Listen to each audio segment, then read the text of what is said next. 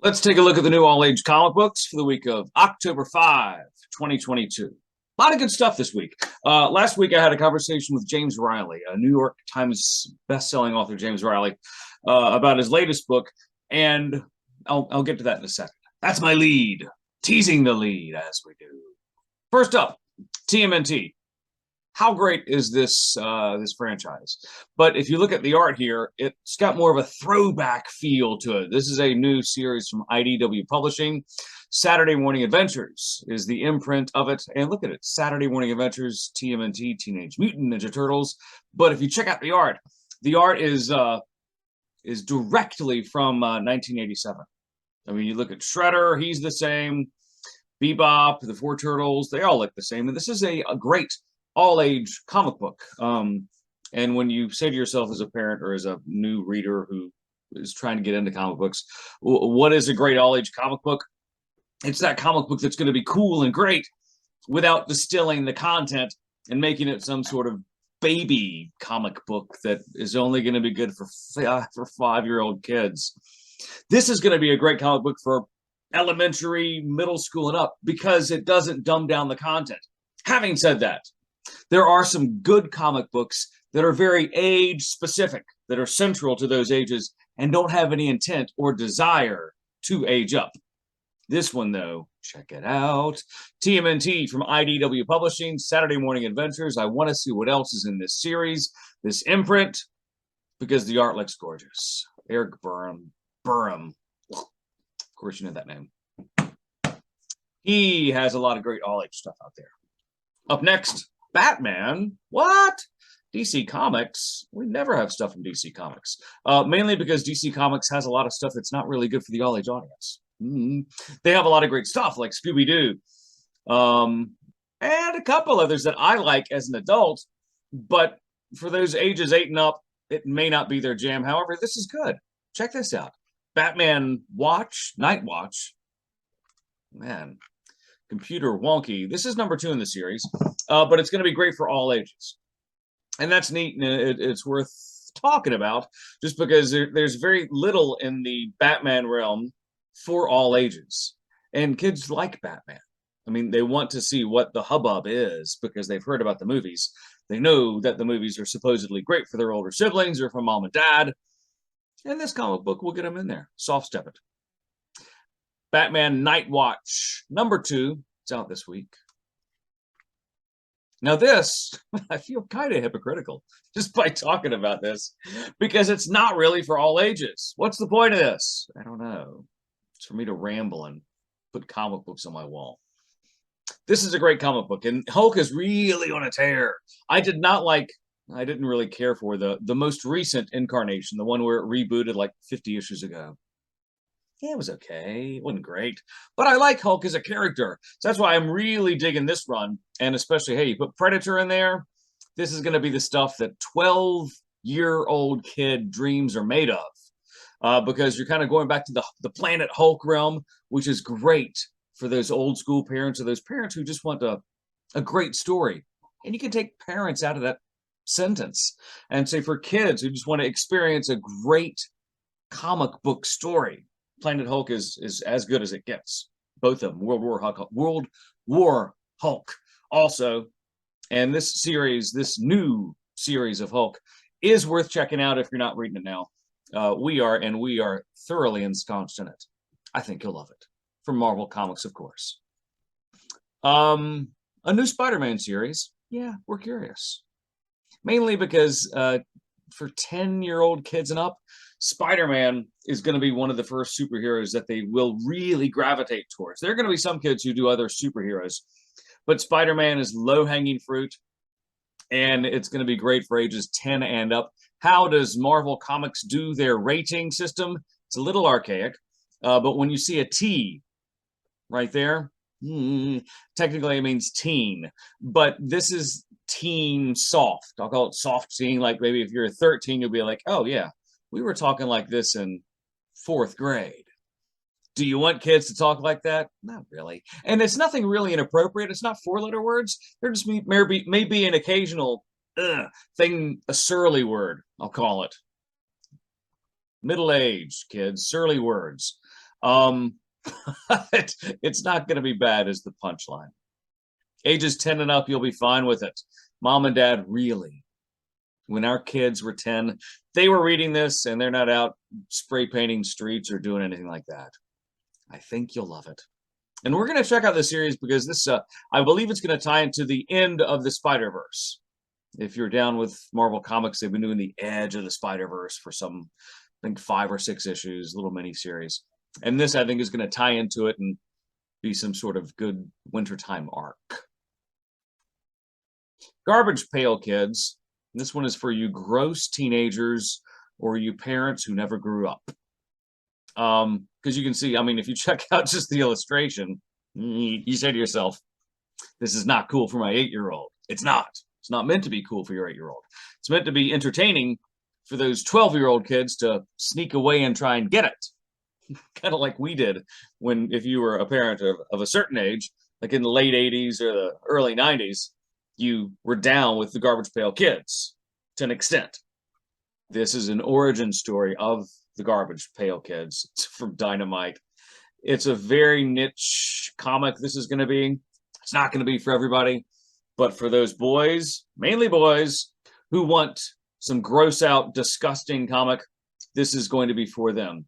And sometimes I teach boys and girls, and I'm going to go off on a little side tangent here.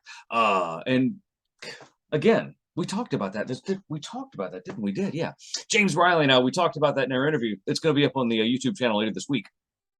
We talked about the reluctance, mainly of boys, when they're 9 to 13, who just don't want to read. And I was talking about this in class one time to students, to real 5th graders. And I got some pushback from some parents and the administration by saying, you really can't single out the boys like this for not wanting to read because it's gonna damage their self-confidence. And I was a little bit kind of like, uphill both ways. What, really? I'm gonna damage your confidence by you not reading? This seems like it should be going the other way, and I want you to view my message as empowering and learn to read. Why do I say that? Because boys are mainly reluctant readers. Out of all the students that I've seen, and I've only been teaching for a couple of years in the school system, but I've been teaching for a good decade or so online. Plus, I've been around dozens, hundreds of kids. Sometimes boys don't want to read because it's trouble finding their jam. And this is where comic books are good for, because it introduces so many different angles that they could want to read about. Gross out science fiction like the Garbage Pail Kids, superheroes. We've got graphic novels that we're going to touch on in a second that are nonfiction. There's something out there for the reluctant reader boy to latch onto. There are reluctant reader girls, but they're a little harder to locate. Why that is a mystery. Rant over. Alcatoe and the Turnip Child. Beautiful graphic novel. Actually, this just went up on the website today. Alcatoe and the Turnip Child from Nobrow-Flying books. We've talked previously that Nobrow, specifically Flying books, that's the children's imprint for Nobrow. Beautiful stuff. Each book they put out really kind of has a certain quality to it that says, this is unique and it's loved. Let me check it out. In this case, Alcatoe, you don't even see Alcatoe on the cover. Alcatoe is a witch, a wizard who lives in the forest. And these are the 3 kids who live in the city near the forest.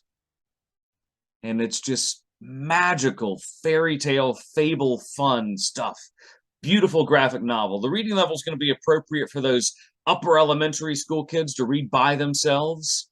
And you say to yourselves, well, that age, really, they're not down with fairy tales and fables. I get that. But this book is somewhere, it's not a fairy tale at all. It's no fairies. It's not really a fable because it doesn't really teach a lesson. And it's almost a little bit folklore, even though the author, Isaac Lenkiewics, seems in his bio on the back of the book, it says that he writes and creates folk tales. Yeah, I can see that. I can see elements in this book, but it's just a great graphic novel that kind of just defies description because it's beautiful and it really sucks you in. It's going to be the kind of graphic novel that those 4th graders and up will take and they'll read it once, then they'll read it again because they'll say it was a great story. Let me now look at the art. And that's how that graphic novel is going to work for them. Beautiful for 4th grade and up. I think you'll love it. We love it too. Speaking of love, my goodness, name an elementary school library that does not have Phoebe and her unicorn. And I'll say none of them, because every elementary school I go to, I teach at, every mainly girl that is in 3rd grade and up has heard of Phoebe and the unicorn and loves it. It's just hilarious. Dana Simpson does a fabulous job with this comic strip, and each collection is great. It's almost like, what do you say about it, except it's continued greatness from everyone that she puts out. It's beautiful stuff. It's the latest collection from Andrew's McMeel Publishing, The Enchanting Escapades of Phoebe and Her Unicorn. And I believe this comes with a poster in the back of the book. So buy it for the poster, hang along for the funnies from Dana Simpson, another Phoebe and Her Unicorn joint. The Loud House. Who likes this series? Let me see. Our kids are 11 and 13. When they were 6 and 8, they really loved The Loud House. Now it's passable when it's on. That's the sweet spot, and that's Nickelodeon's jam. Is the just under 10 set for some things, some animated properties, and that is where the Loud House really hits the nail on the head. This is a new graphic novel, Loud and Clear. How is it that this is the 16th graphic novel in the series, and this is the first one that has the title Loud and Clear? Go figure. The Loud House from the hit Nickelodeon animated show. It's going to be a graphic novel from the folks who create the show. If Loud House is your jam, if Nickelodeon style animation and humor is your jam, then this too will be your jam at the booming price of only $13 as a graphic novel. Demoing, yeah, about the same, 4th grade and up. Max Meow from Random House Books Young Readers. This is the imprint that Random House has that does a really effective job at just really hitting home the elementary school readers who may be reluctant readers. There's that phrase again. Maybe they're reluctant readers, or maybe they just want to leisurely jump into a book and read it for the fun of it, because these books are crazy fun. And just, I mean, look at the title of this graphic novel, Taco Time Machine. What could you possibly not like about this? It's a cat, it's a superhero, Taco Time Machine. You've probably already stopped listening and are on your way to purchase it because of Taco Time Machine. I didn't say hot tub time machine. For you adults who were thinking about it. This is great for ages, I'll say grades 3 and up. You'll be able to read this by yourself. Max Meow, the latest one from him, is out. Demoing just a little bit younger from Tundra Books, or they're on Tundra Books, from elementary school book superstar Ben Clanton. This series is really popular with, oh, wow. I'm going to say every elementary school grade that I've engaged with. Narwhal and Jelly is the series. This is the new graphic novel, Narwhal Corn. Narwhal Corn and Jelly. It's also the hardest one to say so far of the series. Narwhal wonders what a unicorn is. Jelly says, oh my goodness, I wonder what it is. Narwhal explains, they're like narwhals of the sea. And mentioned to any third graders, man, I taught a 3rd grade class last week. We were talking about something, I forget, but it was something challenging. And I forget what caused this, but we were talking about animals or something. And I said, what's a narwhal? And some kid, this is the least talkative kid in the class, said, they're the unicorns of the sea, Mr. Trey. And I'm like, thank you for getting that obscure animal. Now grasp the lesson I'm trying to teach you. Kids will love this book, a Narwhal and Jelly book. Narwhal Corn and Jelly. Kids in 1st grade and up will love it, with the sweet spot being 3rd grade. This book is awesome. Why is it great? It's great because as you get to be a middle-aged person, your eyesight may falter, and you need glasses. You need things to be bigger. And this book series was always big, but its packaging was a little bit small. Nathan Hale's Hazardous Tales, some of the best nonfiction graphic novels out there, because they're written very funny, but they don't take history lightly. In other words, it'll be about a variety of subjects in each book. But if it's about a serious subject, like say World War II or slavery or anything that had a very serious element, it doesn't sugarcoat it. It says, okay, some really bad things happened here, but they happened. Let's talk about them, address them in a historical context, and put them in a graphic novel. The Underground Abductor, check it out, but it's bigger and badder. What this means is, if the original Nathan Hale's Hazardous Tale, the Underground Abductor, if it was maybe 8 inches tall, this book is 12 inches tall, approximately. I'm shooting from the hip, but it's a bigger graphic novel that you older folks, I'll say anybody north of 20, can read without glasses. And it's got the content that is still super engaging for those 5th graders and up. It's a way to teach history, nonfiction history, in a way that kids are really going to love. Great series. And I'm so glad that it's bigger. And henceforth, the new one, bigger, badder graphic novel. The Underground Abductor. If you're not down with this series, the Nathan Hales series from Amuluet, check out the series. If you loved it, but you wish the books were a little bit bigger, then this is your jam, and it's great. You'll love it.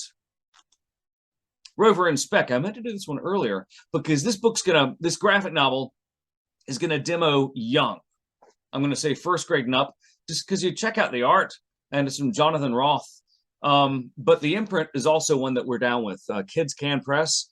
They have a really good hit record with books that come our way, in the fact that if it's, hypothetically, we get 10 of them, 8 of them are going to be really great out the gate, something that kids can latch onto. And just by looking at the cover of this, Rover and Spec, this planet rocks. It's clever. There's a pun in the title, and it's got artwork that is young, but it's not like Teletubby young. It's not so young that those 5th graders are going to look at it and say, this is a baby book. What are you doing? This is a book that's going to demo up a little bit, and it's going to fall into the category of a kid's first graphic novel, which is a fun category to fall into. What are you reading this week? Is it something fun? Is it a comic book that we missed? Is it a graphic novel that your class or you are really into? If it is, hit us up on Twitter or email. On Twitter, it's @DaddyMojo.